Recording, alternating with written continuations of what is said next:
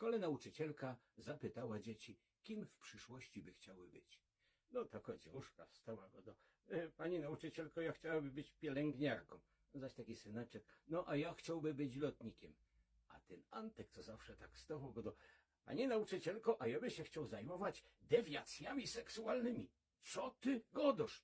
Ty wiesz, o czym w ogóle ty godosz?